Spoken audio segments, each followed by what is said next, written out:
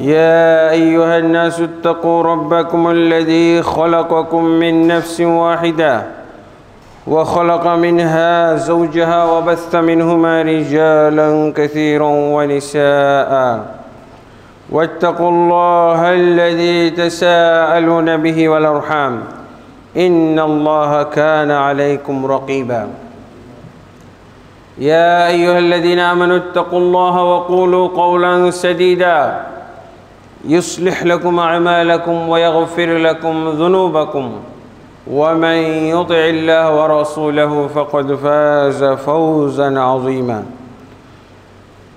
أما بعد فإن خير الحديث كتاب الله وخير الهدي هدي محمد صلى الله عليه وسلم وشر الأمور محدثاتها وكل محدثة بدعة وكل بدعة ضلالة وكل ضلالة في النار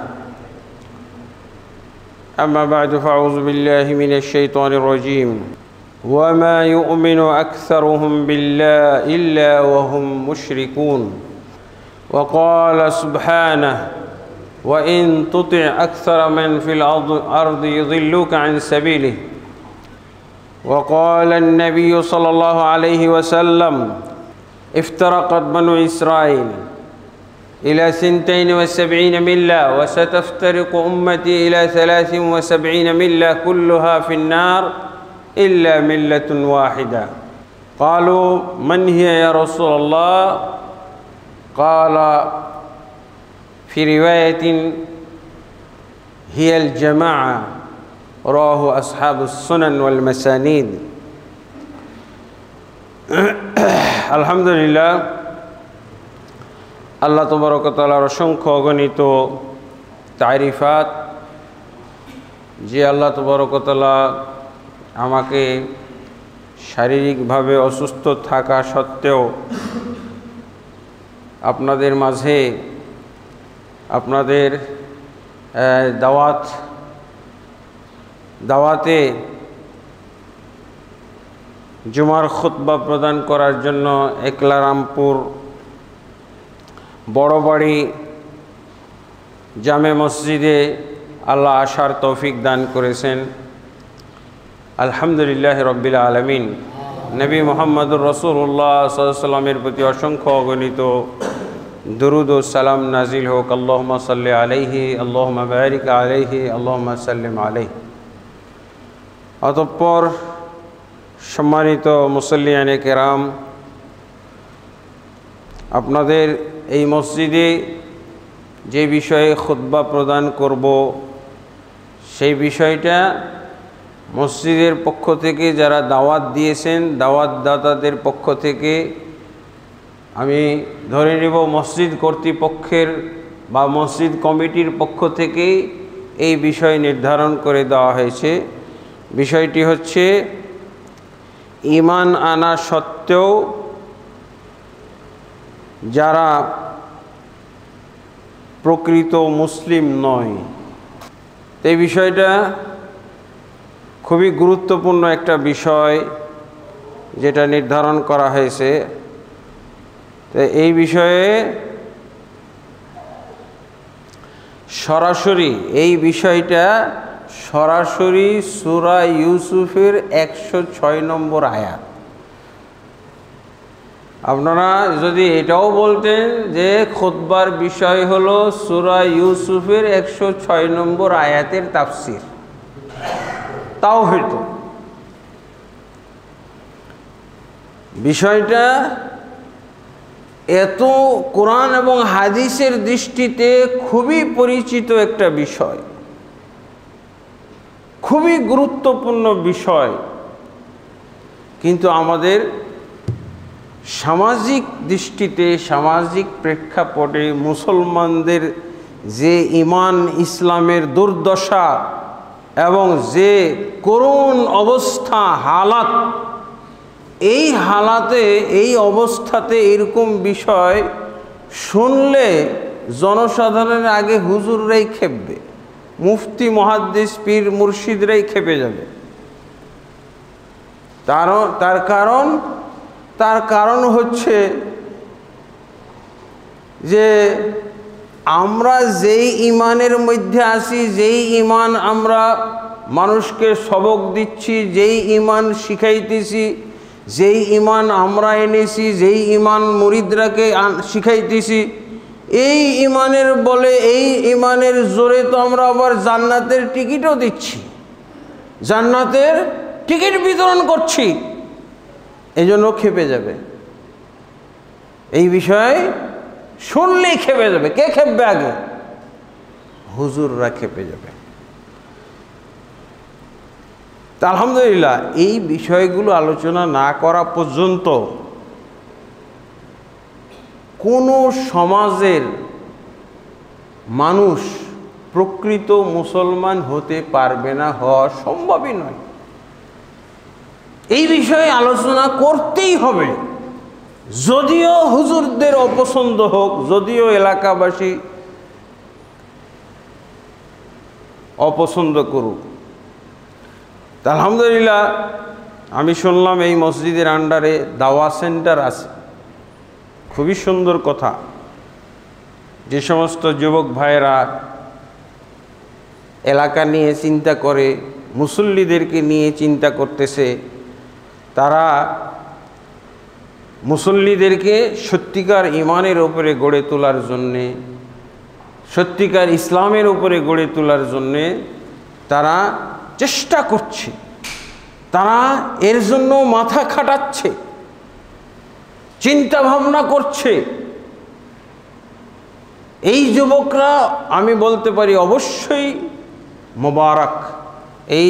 এই যুবকদের মধ্যে আল্লাহ তাবারক ওয়া তাআলা বরকত দান করুন। এবং যারা আমরা বয়স্ক আছি, মুরব্বী আছি, আমাদেরও তাদের সাথে সম্পৃক্ত হওয়া উচিত। আমরা কিভাবে সম্পৃক্ত? উৎসাহিত করব, তাদেরকে আমরা উৎসাহিত করব, তাদেরকে আমরা সাপোর্ট দিব, তাদেরকে আমরা সমর্থন করব, তাদেরকে আমরা হয়তো কি পয়সা কড়ির দরকার আছে সেটা আমরা তাদেরকে দেওয়ার চেষ্টা করব। তো আলহামদুলিল্লাহ, এই আয়াত কখন নাজিল হয়েছিল? এই আয়াত সূরা ইউসুফের। আমি কিন্তু আপনাদের বিষয়কে কোরআনের আয়াতের সাথে মিলিয়ে দিয়েছি, হুবহু এই কোরআনের আয়াত। বরং এই কোরআনের আয়াত অনুযায়ী যদি আপনারা বিষয় নির্ধারণ করতেন তাহলে কি হইতো? আল্লাহ বলছেন সূরা ইউনূসের 106 নম্বর আয়াত, ওয়ামা ইউমিনু আকসারুহুম বিল্লাহি ইল্লা ওয়া হুম মুশরিকুন। যারা ঈমান এনেছে দাবি করে, যারা নিজেদেরকে ঈমানদার দাবি করতেছে, এরা অধিকাংশই ঈমানদার নয়, এরা মুশরিক অবস্থাতেই রয়ে গেছে। যারা ঈমানের দাবি করতেছে, ঈমান এনেছি বলেছে, এদের অধিকাংশই মুশরিক রয়ে গেছে। এটা আল্লাহর কথা। সূরা ইউসুফের 106 নম্বর আয়াত। এইরকম বহু আয়াত কোরআনের মধ্যে আছে, যে আয়াতগুলোর মধ্যে আল্লাহ স্পষ্ট করে বলে দিয়েছেন 81টা মতো এইভাবে, শুধু 81টা না, 100-র উপরে আয়াত পাওয়া যাবে যেখানে আল্লাহ বলছেন অধিকাংশ মানুষ ঈমানদার নয়, যদিও ঈমান এনেছে ঈমানদার নয়। অধিকাংশ মানুষ জাহেল, অধিকাংশ মানুষ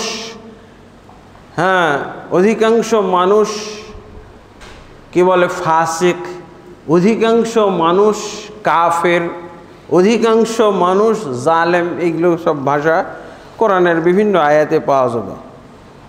আমি কয়টা বলবো?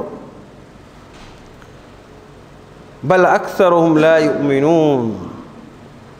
সূরা বাকারার দিকেই আল্লাহ অনেকগুলো আয়াতের, সূরা বাকারাতেই অনেকগুলো আয়াত উল্লেখ করেছেন।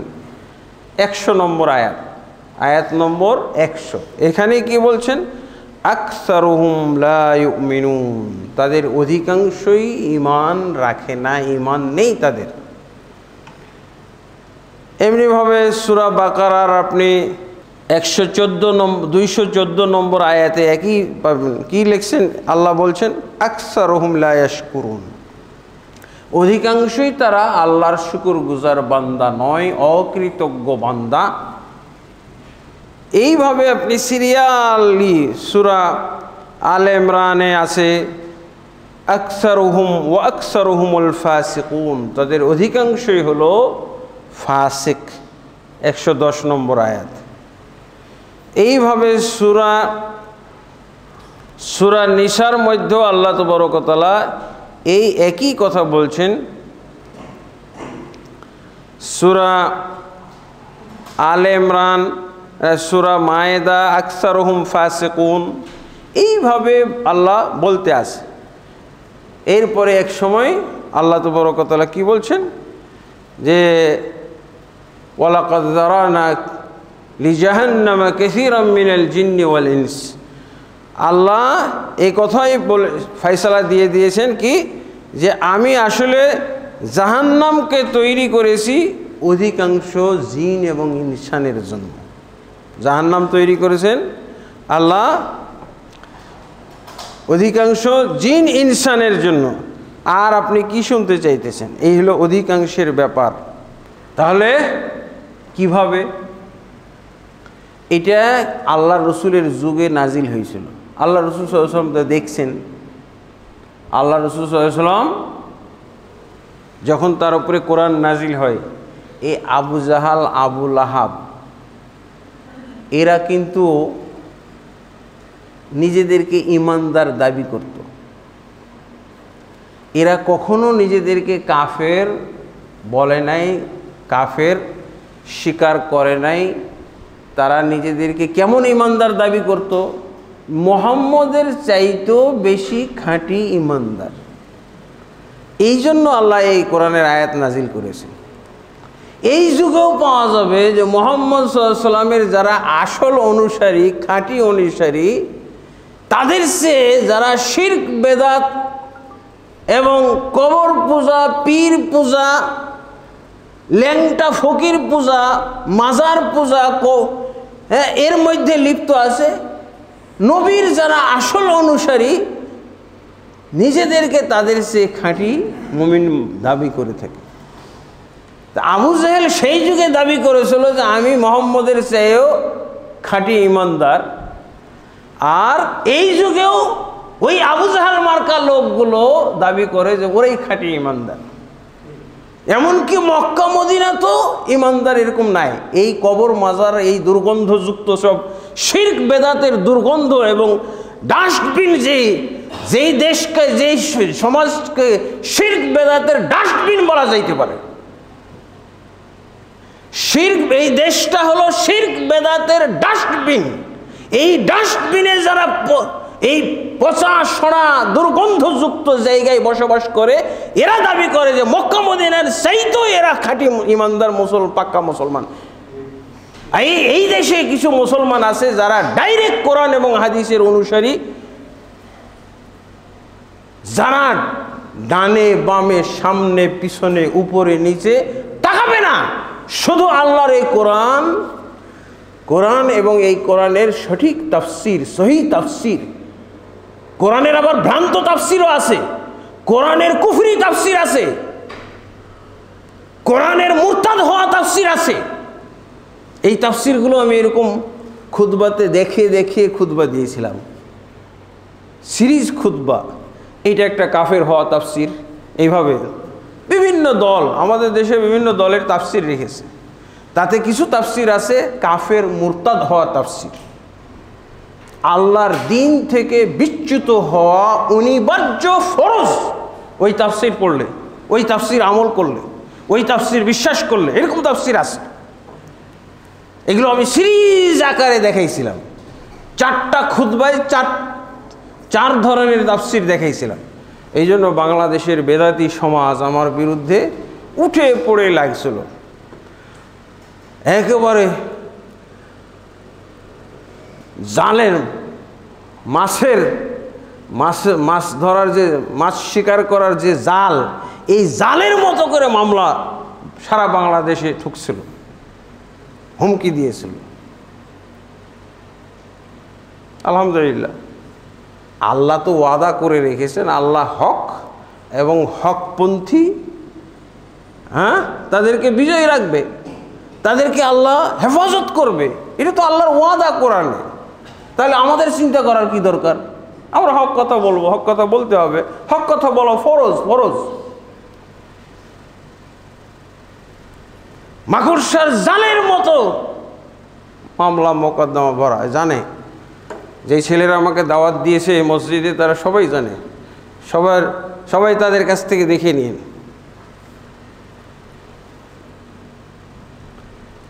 তো এটা হলো আবু জেহেলের সুন্নাত।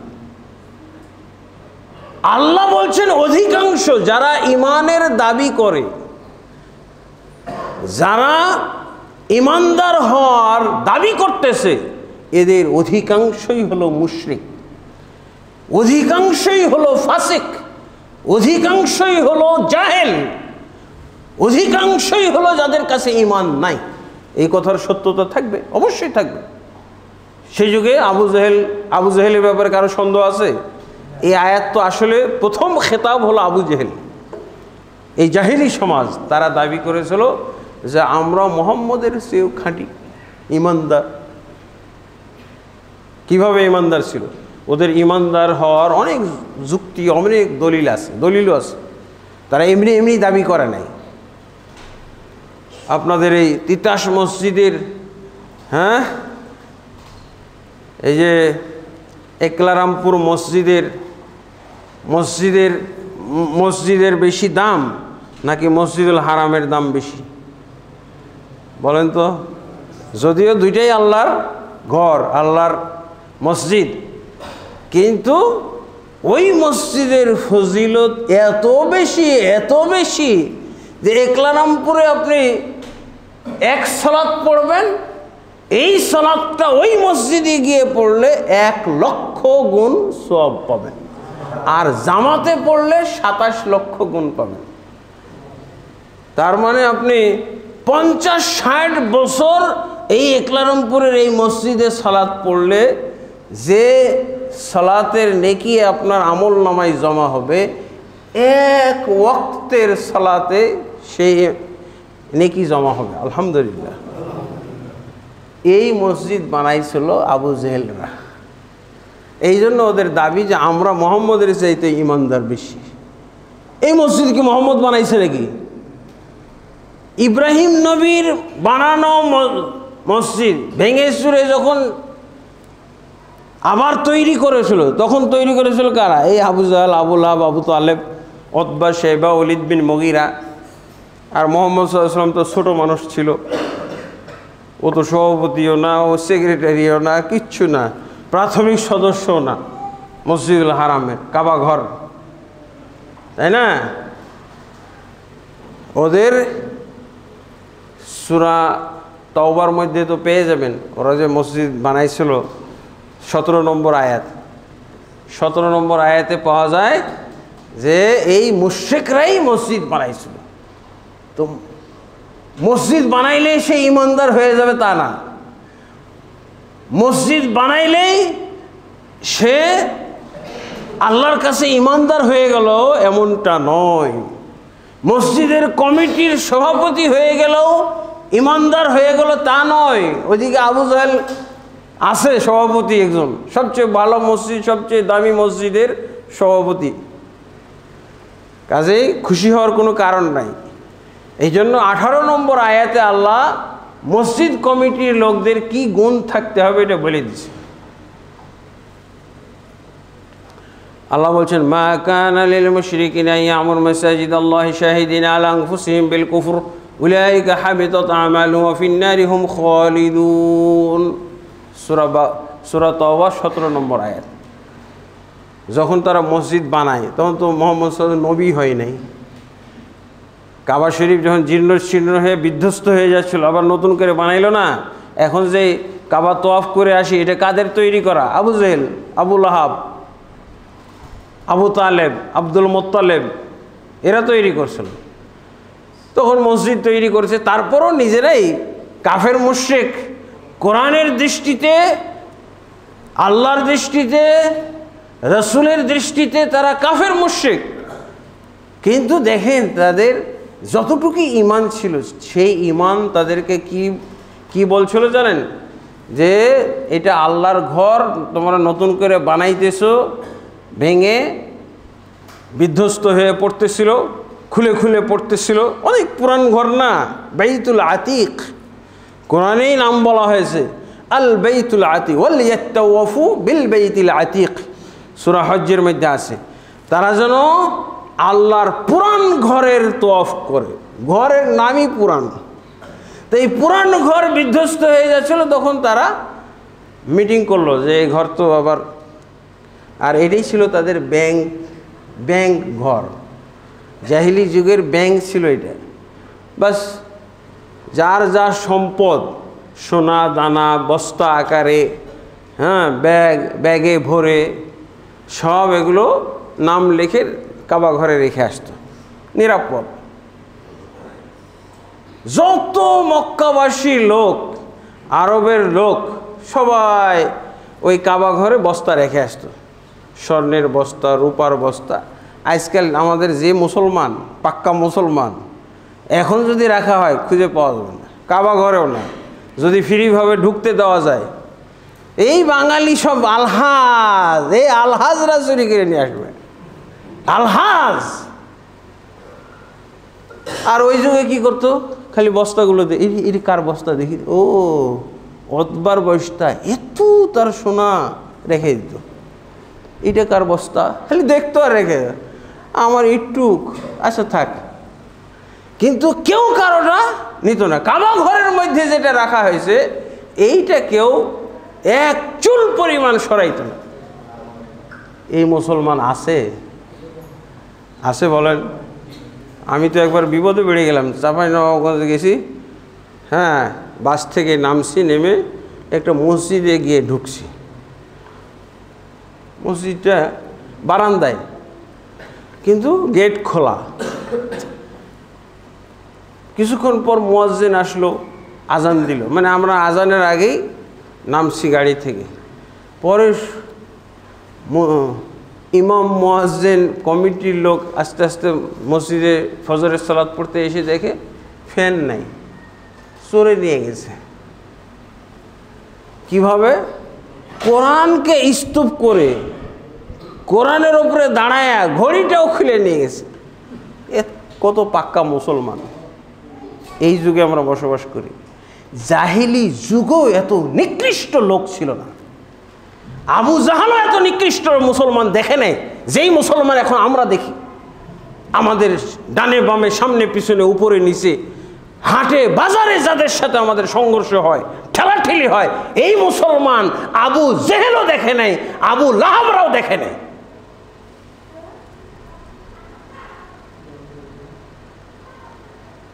যে মুসলমান আজকে আমরা দেখতেছি। রাসূলুল্লাহ সাল্লাল্লাহু আলাইহি ওয়াসাল্লাম যদি আসতেন এই যুগে, তাহলে রাসূল সাল্লাল্লাহু আলাইহি ওয়াসাল্লামের কান্না ছাড়ার কোনো উপায় ছিল না। যে আমি আবু জাহেলদের যুগে এসে ভালো করেছি, তোমাদের যুগে আসি নাই, এটা আমার ভাগ্য ভালো। আল্লাহ রাসূল কান্না করতেন আজকে। আল্লাহ রাসূল সাল্লাল্লাহু আলাইহি ওয়াসাল্লাম এই জঘন্য মুসলমান দেখেননি। আবু জাহেলরা দাবি করেছিল তারা মুহাম্মদের চাইতে ভালো মুসলমান, আর কিছু কিছু দলিলও তারা দিছে, আল্লাহ তো উল্লেখ করছেন। এই যে তারা মসজিদুল হারাম তৈরি করেছিল, এটা আল্লাহ স্বীকৃতি দিল না? কোথায়? সূরা তাওবার 17 নম্বর আয়াত না? কিন্তু আল্লাহ ঘৃণা, এই মুশরিকরা আল্লাহর ঘর নির্মাণ করবে, এতে আল্লাহর ঘৃণা ছিল। আল্লাহ এই প্রতিক্রিয়াটা জানাইছেন এই 17 নম্বর আয়াতে। কি বলছেন? মা কানা লিল মুশরিকিনা ইয়ামুরু মাসাজিদাল্লাহ, মুশরিকদের জন্য আদৌ উচিত হয় নাই, শোভা পায় না যে তারা আল্লাহর জন্য মসজিদ নির্মাণ করবে। কি শুনলেন? মসজিদ বানিয়ে ফেলেছে, কিন্তু সেই সময় তো মুহাম্মদ নাই, কার উপরে কোরআন নাজিল করবে? তখন কি আবু জাহেলের উপরে কোরআন নাজিল করে বলতে, এই আবু জাহেল কি করছিস তোরা? তোদের মসজিদ বানানো আমি গ্রহণ করব না, বাদ দে বাদ দে। এই আয়াত কি আবু জহেলের উপরে নাজিল করার উপায় ছিল? আবু লাহাব, আবু তালেব, আব্দুল মুত্তালিব কারো উপরে? যার উপরে নাজিল করতো সেই তো নবী হয়ে যেত। কাবা ঘর নির্মাণের বহুদিন পর সূরা তাওবা যখন নাজিল হইল, তখন আল্লাহ সেই তাদের বানানো মসজিদের ব্যাপারে প্রতিক্রিয়া জানাইলেন। কি বললেন? উচিত হয় নাই এদের মতো মুশরিকদের জন্য আল্লাহর জন্য মসজিদ নির্মাণ করা উচিত হয় নাই। আচ্ছা, বানিয়ে ফেলেছে, ও কি জেনতেন মসজিদ বানাইছে নাকি? যেই মসজিদে জামাতে সালাত পড়লে 27 লক্ষ গুণ সওয়াব পায়, ওই মসজিদ বানাইছে। আর হাদিসেও আল্লাহ রাসূল সাল্লাল্লাহু আলাইহি ওয়াসাল্লাম কি বলছেন? মান বানা লিল্লাহি মাসজিদান ইবতাগি বিযালিকা ওয়াজহাল্লাহু বানাল্লাহু লাহু বাইতান ফিল জান্নাহ।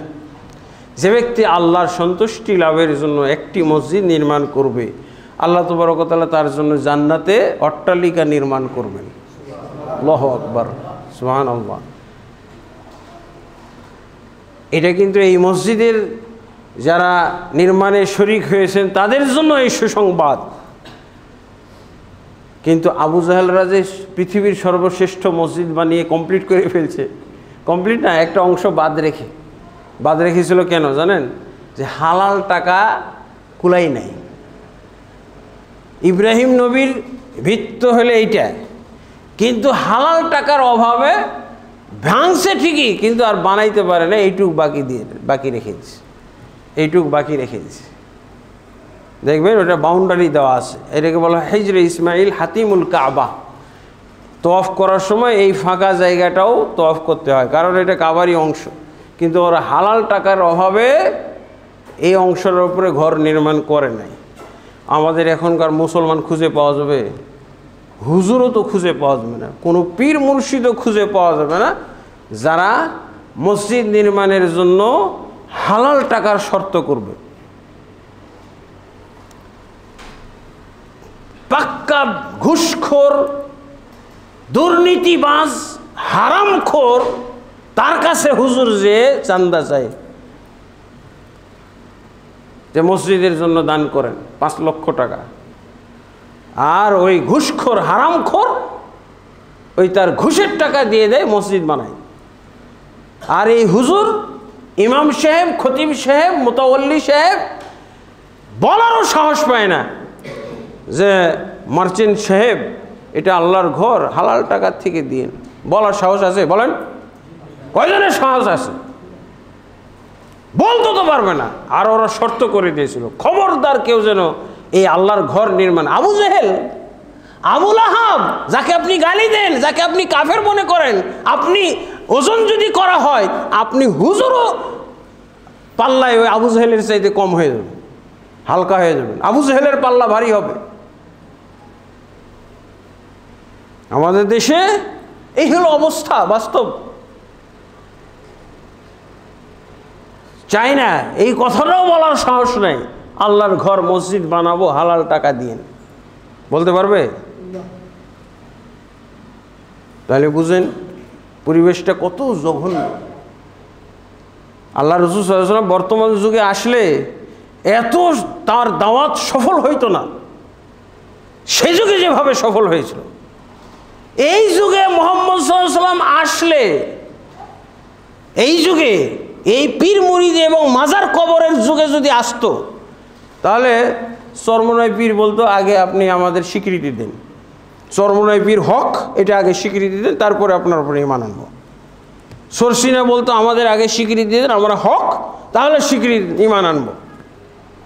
এই আবর্জনামূলক, এই আবর্জনার সমাজে আল্লাহ রাসূল সাল্লাল্লাহু আলাইহি ওয়াসাল্লামকে আল্লাহ পাঠাননি।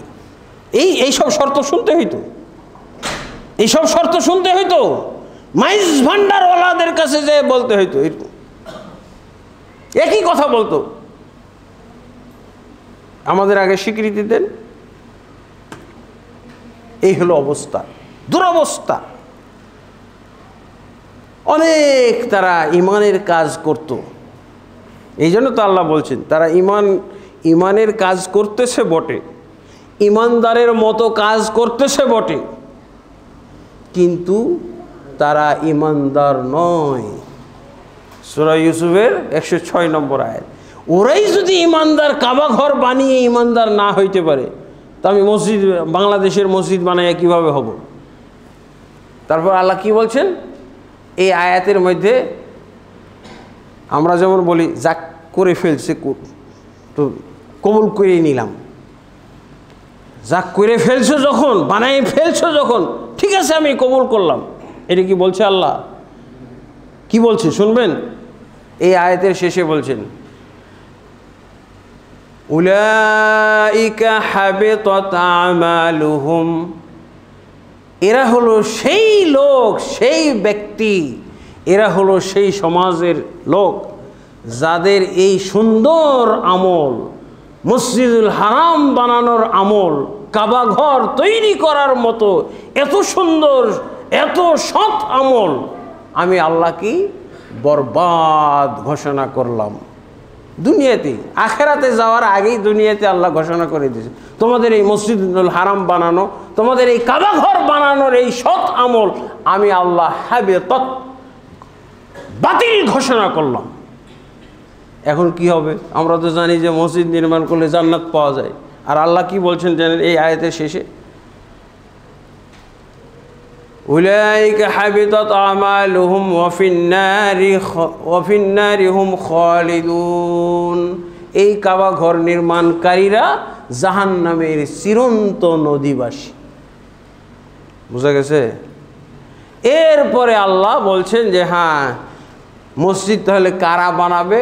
18 নম্বর আয়াতে আল্লাহ এটা বলছেন। 18 নম্বর আয়াতে আল্লাহ এটা সুন্দর করে জানাই দেন, ইন্নামা ইয়া'মুরু মাসাজিদাল্লাহি মান আমানা বিল্লাহি ওয়াল ইয়াউমিল আখির ওয়া আকামা الصلاة وآتى الزكاة ولم يخش إلا الله فعسى أولئك أن يكونوا من المهتدين। এই যে আপনাদের টেবিলেই রাখা কোরআনে, এইটা আমার এলাকার থেকে আনি নাই। 17 নম্বর এবং 18 নম্বর আয়াত আপনারা তরজমা পড়বেন সবাই। আল্লাহ কি বললেন? যে মসজিদ নির্মাণকারী কেবল তারাই হতে পারবে, তাদের জন্যই মসজিদ নির্মাণের অনুমতি দেওয়া হলো কিয়ামত কাল পর্যন্ত। শুধু ওই লোকগুলো মসজিদ নির্মাণের শরীক হবে যারা আমানা বিল্লাহ, আল্লাহর উপর ঈমান এনেছে, ওয়াল ইয়াউমিল আখির, আখিরাতের উপর ঈমান এনেছে, ওয়া আকামাস সালাহ, এবং যারা সালাত কায়েম করে 5 ওয়াক্ত, ওয়া আতাজ যাকাত, এবং যাকাত আদায় করে। আর একটা কি? ওয়ালাম ইয়াখশা ইল্লাল্লাহ, আল্লাহকে ছাড়া কাউকে ভয় করে না। ফাআসা উলাইকা আন ইয়াকুনু মিনাল মুহতাদিন, এই ব্যক্তিদের ব্যাপারে আশা করা যায় যে এরা আসল ঈমানদার, এরাই হলো হেদায়েত প্রাপ্ত আল্লাহর দৃষ্টিতে। আলহামদুলিল্লাহ, অনেক কাজ। ওরা মসজিদ কেন দাবি করেছিল যে মুহাম্মদের চাইতো পাক্কা ঈমানদার? এই হলো 1 নম্বর যুক্তি। মসজিদুল হারাম আমরা বানাইছি, আমরা কমিটি, মুহাম্মদ সাল্লাল্লাহু আলাইহি ওয়াসাল্লাম প্রাথমিক সদস্য না। আল্লাহর ঘরের হর্তাকর্তা যারা, তারাই তো আসলে ঈমানদার। যারা আল্লাহর ঘরের হর্তাকর্তা নয়, একটা প্রাথমিক সদস্য নয়, তারা কি করে ঈমানদার হইতে পারে? যুক্তি আছে না? যুক্তি কি আমার এই হুজুরদের মতো যুক্তি নাকি? আবু জাহেলের যুক্তি কি হুজুরদের মতো ছিল? এর চাইতে কত মূল্যবান, এই হুজুরদের চাইতে, বেদাতি হুজুরদের চাইতে কত মূল্যবান যুক্তি। এই যুক্তি খণ্ডাইতে পারবে ওরা? আরও কি করত? অনেক আয়াত পাওয়া যায়, অনেক আয়াতে আছে। এই যে সূরা আনফালে পড়েন না, সূরা আনফালে আখিরি মোনাজাত আছে 2টা, আবু জাহেলের 2টা আখিরি মোনাজাত আছে সূরা আনফালে। একটা 17 নম্বর আয়াতে পাবেন আখিরি মোনাজাত। কার? আবু জাহেলের। কোনো পীরের কাছে মোনাজাত করে নাই, কোনো মাজারে গিয়ে মোনাজাত করে নাই, কোনো দরবারে নাই, কোনো দরগাতে নাই, কোনো খানকাতে নয়, আল্লাহর কাছে দোয়া করতেছে, মোনাজাত করতেছে। কে? আবু জাহেল। 17 নম্বর আয়াত, আনফালের 17 নম্বর আয়াত পড়েন। 32 নম্বর আয়াত পড়েন সূরা আনফালের। এটা ছিল আবু জাহেলের প্রথম আখিরি মোনাজাত ছিল। প্রথম আখিরি মোনাজাতটা হলো 32 নম্বর আয়াত, আর দ্বিতীয় আখিরি মোনাজাত হলো 17 নম্বর আয়াত সূরা আনফালের। যারা আল্লাহর কাছে মোনাজাত করে তাদের মোনাজাত কি ছিল? এই যে 17 নম্বর আয়াতের যে মোনাজাতটা করেছিল আবু জেহেল, সে ছিল ইমাম। হ্যাঁ, কাবা ঘরে আখেরি মোনাজাত হচ্ছে। কাবা ঘরের আখেরি মোনাজাতের দাম বেশি না টঙ্গীর এই প্রস্রাব পায়খানা চতুর্দিকে ঘেরাও করে আছে এই জায়গার দাম বেশি? বলেন। কাবা ঘরের আখেরি মোনাজাত পরিচালনা করেছিল আবু জাহেল। কি বলবেন নাকি আল্লামা আবু জাহেল নাকি? আমরা যদি আল্লামা বলি এদেরকে শিরক বেদাতের আবর্জনার মধ্যে বসবাস করতেছে, আর এদেরকে যদি আল্লামা বলি তাহলে আবু জাহেলকে কি বলবেন আপনি? সে যে কাবা ঘরের গেলাপ ধরে এই মোনাজাত পরিচালনা করলো, এটা কোরআনে আছে। আর আমাদের আল্লামাদের একটা কথাও কোরআন হাদিসে কোথাও নাই। আছে না? কবর মাজারের সৈনিক, শিরক বেদাত ছাড়া কিচ্ছু জানে না, ও নাকি আল্লামা। আমি বলবো না, যে ব্যক্তি কাবা শরীফের গেলাপ ধরে মোনাজাত পরিচালনা করতেছে সে তো আরো বড় আল্লামা। আরো বড় আল্লামা হওয়ার কথা না? দেখেন, এরপরে এটাতে মোনাজাতের শব্দটা নাই, খালি মোনাজাত করেছে আর বিষয়টা বলা আছে 17 নম্বর আয়াত। কি বিষয়ে মোনাজাতটা করেছিল? যে আল্লাহ, এই বদরের যুদ্ধে মুহাম্মদের সাথে আমাদের সংঘর্ষ হইতে যাচ্ছে, তুমি তো জানো মুহাম্মদ কত বড় অপরাধী। নিজের আত্মীয় স্বজনের সাথে সে সম্পর্ক ছিন্ন করেছে। সেই ঐক্যবদ্ধ একটা সমাজ আমাদের মক্কার মধ্যে ছিল, এই ঐক্যবদ্ধ সমাজটাকে সে কি বলে দ্বিখণ্ডিত করেছে, বিচ্ছিন্ন করে ছেড়েছে। এই অপরাধীকে তুমি আল্লাহ ভালো করেছিল, একে শাস্তি দাও। এই যুদ্ধে যেন আমরা বিজয়ী হই, সেই যেন পরাজিত হয়, আমাদের কাছে যেন কচু কাটা হয়, সেই ব্যবস্থা তুমি করো। এই বিষয়ে হ্যাঁ,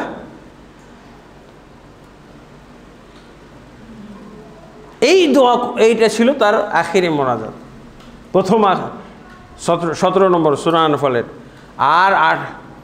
আর 32 নম্বর আয়াতে কি ছিল? আখিরি মোনাজাতের শব্দটাই আল্লাহ উঠাই দিয়েছেন কোরআনে। ওয়াইজ ক্বালু আল্লাহুম্মা ইন কানা হাযা হুয়াল হাক্কু মিন ইনদিকা ফামতির আলাইনা হিজারাতাম মিনাস সামা আও ইতিনা বিআযাবিন আলীম। আবু জাহেলের দোয়া আল্লাহুম্মা আছে, কোনো পীর ওলি দরবেশের ওসিলা দিয়ে করে নাই দোয়াটা, কারণ ও চাইছিল যে এই দোয়াটা আল্লাহর কাছে মঞ্জুর হোক। কি দোয়া? যে মুহাম্মদের চাইতে খাঁটি মুসলমান আমরা, মুহাম্মদ সাল্লাল্লাহু আলাইহি ওয়াসাল্লাম এই কয়েকদিনের বাচ্চা, এতিম অবস্থা আমাদের কাছে লালন পালন হইলো, আর সেই আল্লাহর কাছে প্রিয় পাত্র হয়ে যাবে? এটা হইতে পারে? গোটা মক্কাবাসী, গোটা হারামবাসী মানুষের সাথে আল্লাহ সম্পর্ক ছিন্ন করে এই অসহায় এতিম মুহাম্মদের পক্ষ অবলম্বন করবে? এটা হইতে পারে? এটা হইতেই পারে না। কাজেই আমরাই ঠিক, মুহাম্মদ বেঠিক। এই জন্য সেই চ্যালেঞ্জিং এই দোয়াটা করলো। কি দোয়া? আল্লাহুম্মা, আবু জাহেলের দোয়া। আবু জাহেলের যে এটা দোয়া ছিল, এটা বুঝবেন কেমনে আপনি? সহিহ বুখারী আছে, সহিহ বুখারী চিনেন? আহলে হাদিস যেহেতু আপনারা, আহলুল হাদিসদের তো সহিহ বুখারী পুঁজি। আহলুল হাদিসদের পুঁজি হলো আল্লাহর কিতাব, আর আল্লাহর কিতাব বুঝার জন্য সহিহ তাফসীর। সহিহ তাফসীর কি? ইবনে কাসির, তাবারি, কুরতুবী, এগুলো হলো সহিহ তাফসীর। আর আহলুল হাদিসদের আর হাদিসের কিতাব সহিহ বুখারী, মুসলিম, আবু দাউদ, তিরমিজি, নাসাই, ইবনে মাজাহ, মুসনাদ আহমদ, সুনান দারিমি, এগুলোই তো আহলে হাদিসদের পুঁজি। কোরআন আর হাদিসের কিতাব। এই আয়াতের তাফসীর সহিহ বুখারীর মধ্যে আছে।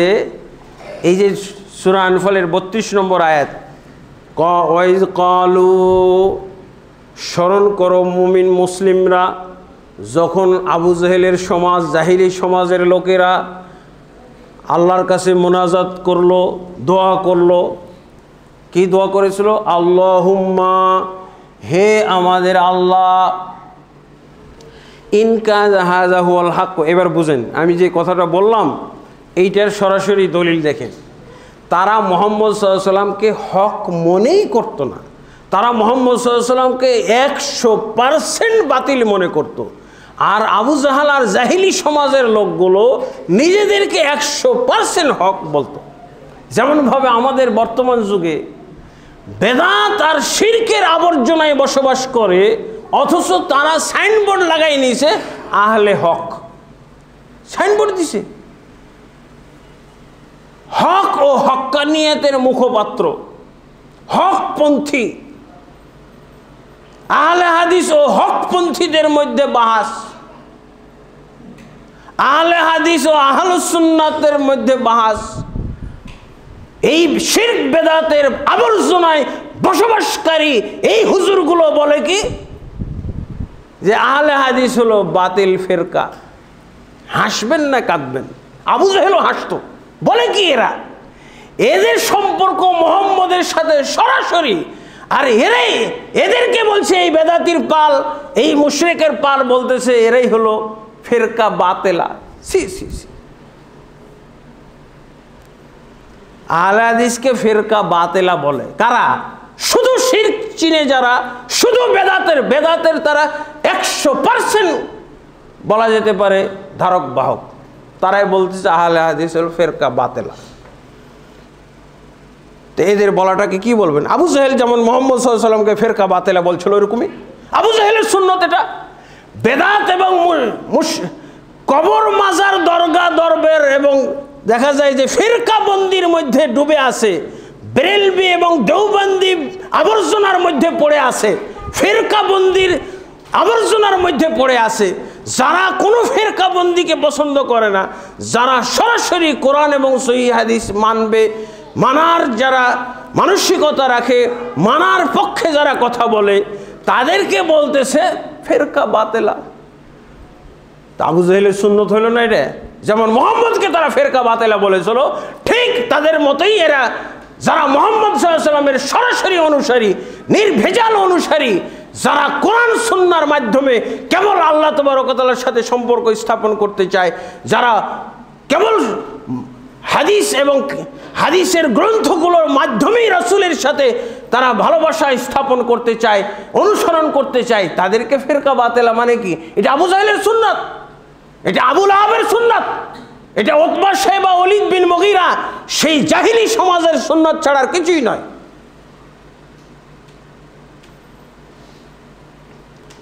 আলহামদুলিল্লাহ। আর কি শুনবেন? আখিরি মোনাজাতটাতে কি বলেছিল?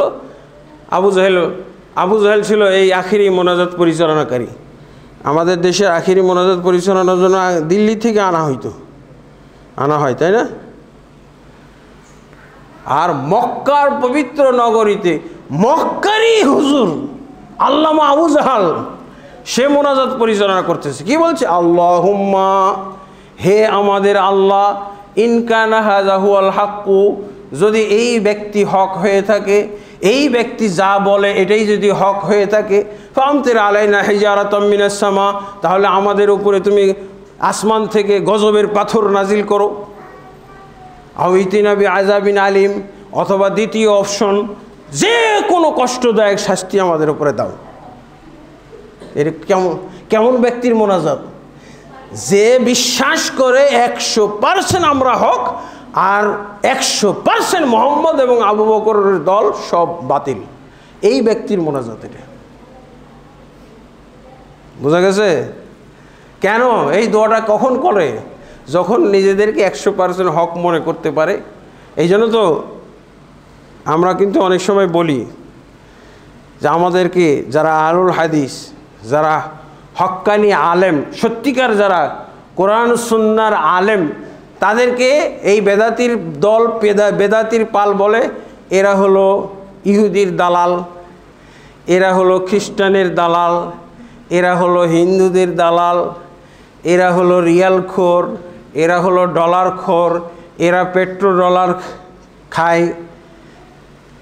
কিন্তু যখন আমরা বলি যে তোমার এই কথা যদি সত্য না হয় তাহলে তুমি এরকম কথা বলতে পারবে কি না বলো, যে আল্লাহর যেন গজব আমার উপরে পড়ে, এই কথাটা বলো। আর বলতে পারে না, এই বেদাতির পার আর বলতে পারে না। এই আহলে হাদিস আলেমদেরকে তারা এইভাবে ডলারখোর, ইহুদির দালাল, ইহুদি খ্রিস্টানের দালাল, হিন্দুদের দালাল, বৌদ্ধ বিধর্মীদের দালাল। কিন্তু যখন তাদেরকে বলা হয় যে যদি তারা দালাল না হয় তাহলে আমার উপরে যেন আল্লাহর পক্ষ থেকে গজব নাজিল হয়, আল্লাহর পক্ষ থেকে যেন গজবের পাথর নাজিল হয়, এই কথাটা বল বেদাতির পাল। অথবা আমার স্ত্রী তালাক, এটা বল দেখি পারিস কিনা। বলবেন এদেরকে, বেদাতিদেরকে বলবেন।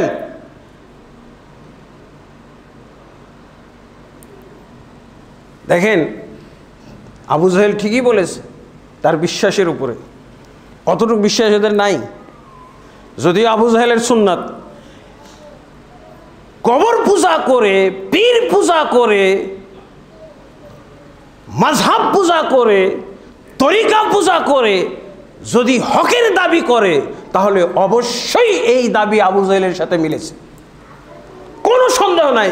1% সন্দেহ করার কোনো সুযোগ নাই। অবশ্যই আবু জাহেলের দাওয়াতের সাথে, দাবির সাথে ওর দাবি মিলে গেছে। বাতিল কোথাকার, কোথায় পালি ইসলামের মধ্যে পীর পূজা, কবর পূজা, দরবার পূজা, দরগা পূজা, খানকা পূজা? কোথায় পালি তুই? কোথায় পালি তুই মাযহাব পূজা? কোথায় পালি তুই তরিকা পূজা? মুহাম্মদ সাল্লাল্লাহু আলাইহি ওয়াসাল্লামের তরিকা, এক তরিকা ছাড়া আর কোনো তরিকা বলে কিছু নাই। কিসের তুই পালি? বাংলাদেশের সবচেয়ে বড় হুজুর, এক পাল হুজুর সিরিয়াল দিয়েছে, পাগড়ি দিয়ে টেনে ধরে আসে, নকশবন্দিয়া তরিকা, চিশতিয়া তরিকা, কাদেরিয়া তরিকা, এসব তরিকার বায়াত করতেছে। সি সি সি সি সি, এগুলো বলে আলেম? এগুলো নাকি আলেম? এগুলো কিসের আলেম? আবু জাহেল মার্কা আলেম। মুহাম্মদের তরিকা ছাড়ার কোন তরিকা মুসলমানের নেই, ইসলাম ধর্মে নেই, থাকতে পারে না, থাকার কোনো সুযোগ নাই। যারা দাবি করবে এরাই হলো বেদাতি হুজুর, এদেরকে বলা হবে বেদাতি। মাজারের বারবার কথাটা বলতে খারাপ লাগছে, তারপরে আরো কি কারণ ছিল তাদের হক দাবি করার? মুহাম্মদ সাল্লাল্লাহু আলাইহি ওয়াসাল্লাম, আবু বকরের চাইতে বেশি তারা সবাই আলহাজ ছিল। একজনও, যারা যুবক প্রাপ্তবয়স্ক সবাই তারা আলহাজ, কেউ হজ ছাড়া ছিল না। প্রতি বছর হজ করত। প্রতি বছর হজ করার লোক আছে আমাদের বাংলাদেশে? ইদানিং হচ্ছে, কারণ ভোট ভাট করার জন্য আলহাজ লিখতে হয়। নির্বাচনে দাঁড়াইলে আর আলহাজ লেখে না, আলহাজ অমুককে ভোট দিন, আলহাজ অমুককে ভোট দিন লেখে না। এই জন্য এই ভোটাভুটির প্রচলনটা বেশি হওয়াতে দেখা যায় যে হজও বেশি। দেখে না নেতা নেত্রীরা কীভাবে ভোটের আগে, নির্বাচনের আগে মক্কা মদিনায় ছুটাছুটি করে আর ছবি উঠায় আর পেপার পত্রিকায় দেয়, রেডিও টেলিভিশনে ছাড়ে, বুঝেন না? সেই একই কায়দা। আবু জাহেলরা তো আল্লাহকে রাজি খুশি করার জন্যই হজ করত, কিন্তু বর্তমানের হজ হচ্ছে জনগণকে খুশি করার জন্য। বর্তমানের হজ কি জন্য খুশি হয়? জনগণকে খুশি করার জন্য, নিজে খুশি হওয়ার জন্য। অর্থনৈতিক উদ্দেশ্যে, রাজনৈতিক উদ্দেশ্যে হজ, সামাজিক উদ্দেশ্যে হজ, আল্লাহর উদ্দেশ্যে হজ কোথায়? জাহিলি সমাজের সব ছিল আলহাজ, একজনও আলহাজ ছাড়া ছিল না। বরং তারা হজ পরিচালনা করত। তারা কি করত? হজ পরিচালনা। এবং তারা তোয়াফ করত, হজ করত, উমরা করত, তোয়াফ করত, দোয়া করত। দোয়া তো শুনলেন, আখিরি মোনাজাত দুইটা। হ্যাঁ, এর সে আর কি বড় প্রমাণ নেবেন আপনি? আখেরি মোনাজাত যারা পরিচালনা করে, তারপরে কুরবানি করত, সূরা হজ্জের 36 নম্বর আয়াত, নামাজ পড়তো সালাত, সূরা আনফালের 36 নম্বর আয়াত, সূরা হজ্জের 36 নম্বর আয়াতে কি পাওয়া যাবে? যে তারা এমনভাবে কুরবানি করত যে এই কুরবানির গোস্ত এক টুকরাও খাইতো না, সব ফকির মিসকিনকে বিলাই দিত। তো সাহাবায়ে কেরাম আল্লাহ রসুলের কাছে যেয়ে বলেন, ইয়া রাসূলুল্লাহ, এটা কেমন হইল? আমরা তো আবু জাহেলদের চাইতে খাঁটি মুসলমান, ওরা কুরবানি দিচ্ছে পুরোটাই বিলাই দিচ্ছে, বিতরণ করছে, কাবা ঘরে যে জমা দিয়ে আসতেছে, আর আমরা নিজেরাই আপোষে বন্টন করে খেয়ে ফেলাইতেছি। তো এই ক্ষেত্রে তো দেখা যায় আবু জাহেলদের কুরবানিটাই বেশি সহি মনে হয়। দিয়ে আল্লাহ রসুলের কাছে অনুমোদন চাইলেন, ইয়া রাসূলুল্লাহ, আমরাও এবার থেকে এরকম করতে চাই, আমরাও কুরবানির গোস্ত এক টুকরা খাবো না, আমাদের পরিবার পরিজন কাউকে খাইতে দেবো না, সব কাবা ঘরে জমা দিয়ে আসবো।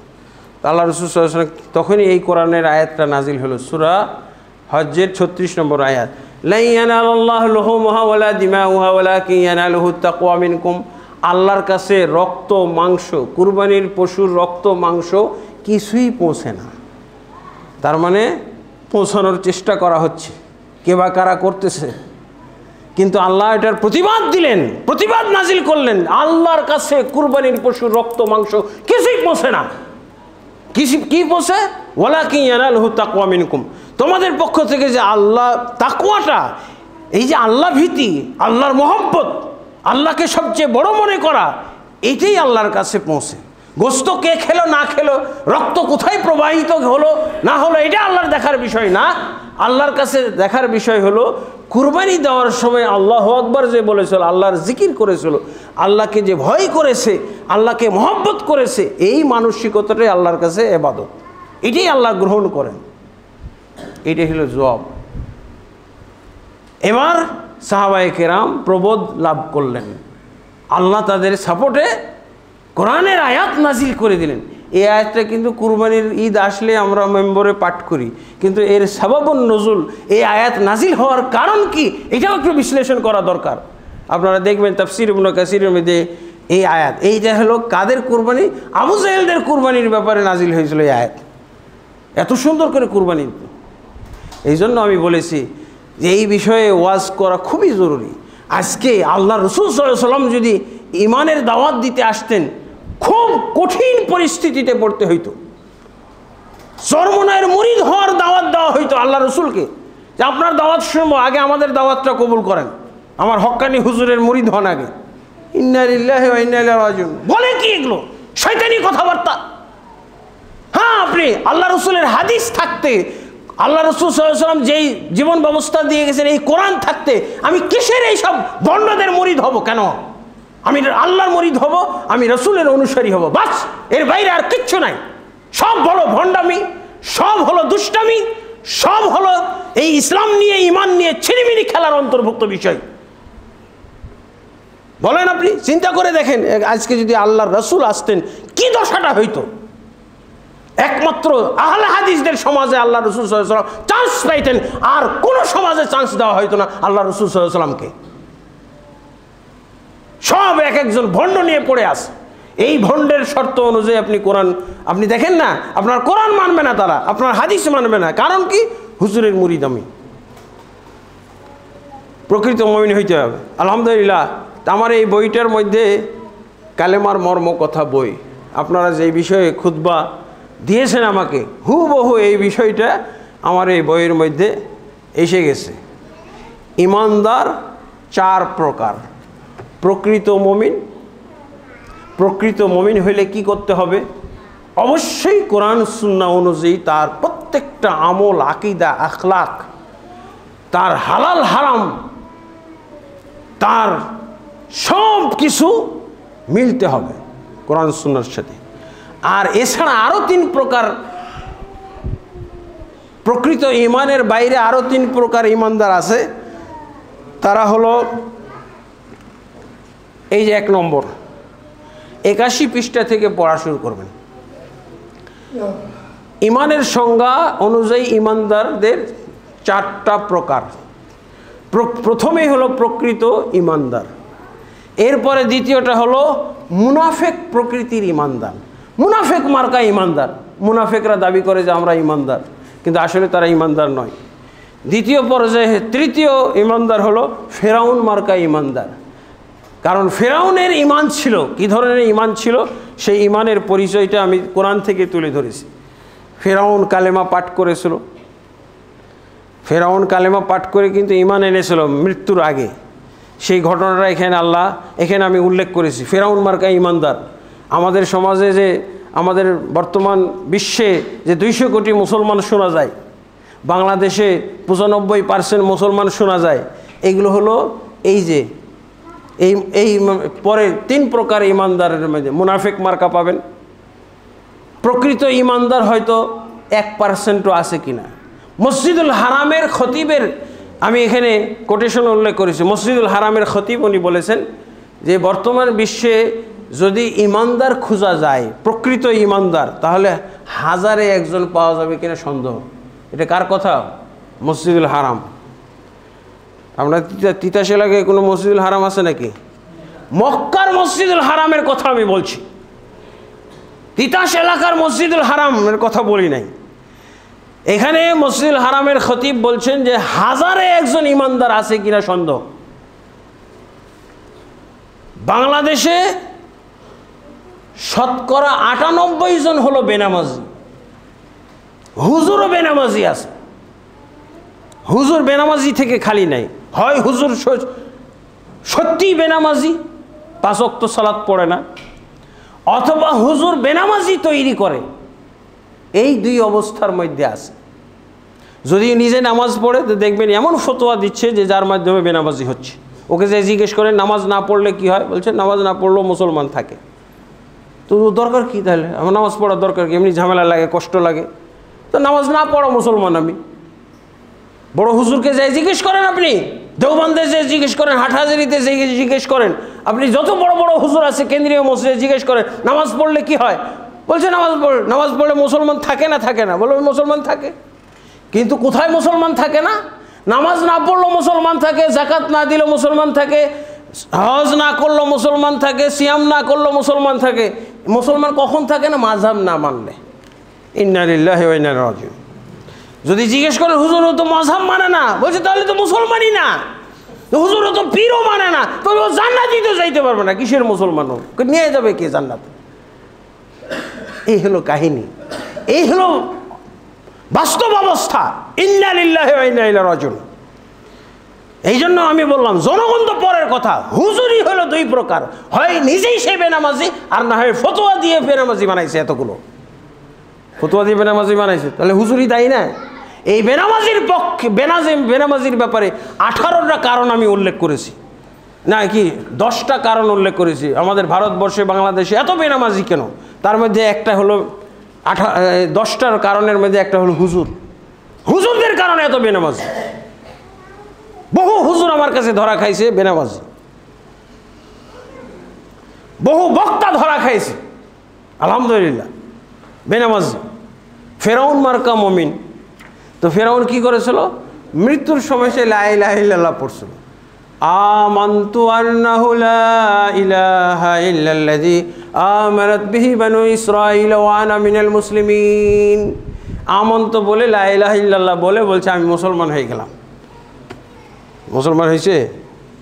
তাহলে ইমান আনা সত্ত্বেও ফেরাউন কি কাফের? শুধু না, কাফেরদের লিডার। আমাদের দেশে অনেকেই অনেকের পুঁজি হলো আমি কালেমা পড়ছি, কালেমা জানি, আমি মুসলমান। তাহলে বেটা ফেরাউন তো তোর আগে এসে দাঁড়াবে, আমি তোর আগে কালেমা পাঠ করছিলাম, আর তুই যেভাবে কালেমা পাঠ করেছিস এর চেয়ে সুন্দর করে আমি কালেমা পাঠ করতে পারি। দেখ আল্লাহ কোরআনে আমার কালেমা লিখে দিছে। আমি যেই কালেমা পড়েছিলাম সেই কালেমা আল্লাহ লিখে দিয়েছে কোরআনে, তোর কালেমা তো লেখা নাই। তুই যেই কালেমা পড়েছিস এই কালেমা লেখা নাই কোরআনে। এরপরে আসেন আর একটা হলো ইবলিস মার্কা ইমানদার। ইবলিস কিভাবে ইমান এনেছিল? ইবলিসের কি কোরআনে কিভাবে ইবলিসের ইমানের ঘটনা আছে? সে তো বলেছিল সংক্ষেপে, ইবলিস বলেছিল যে আমি আল্লাহ, আমি বিশ্বাস রাখি তুমি আমার সৃষ্টিকর্তা, আদমকেও তুমি সৃষ্টি করেছো, দুজনেরই সৃষ্টিকর্তা। সৃষ্টিকর্তা মানে নিলে কি ইমানদার হয়ে গেল না? আমাদের অনেক মুসলমানের পুঁজি হলো আল্লাহকে সৃষ্টিকর্তা মানি, এই জন্য আমি ইমানদার। তাহলে বেটা ইবলিসও তো ইমানদার। ইবলিসের সমস্যাটা ছিল যে আমল করে নাই, আমাদেরও সমস্যাটা তো আমল নাই। আশা করি বোঝা গেছে, প্রকৃত ইমানদার হইতে হলে অবশ্যই আমাদেরকে কোরআন এবং সুন্নাহ অনুযায়ী পরিপূর্ণ পূর্ণাঙ্গ আমল করতে হবে, বিশুদ্ধভাবে আমল করতে হবে। আল্লাহ তাবারক ওয়া তাআলা আমাদেরকে বোঝার তৌফিক দান করুন। আল্লাহুম্মা আমিন।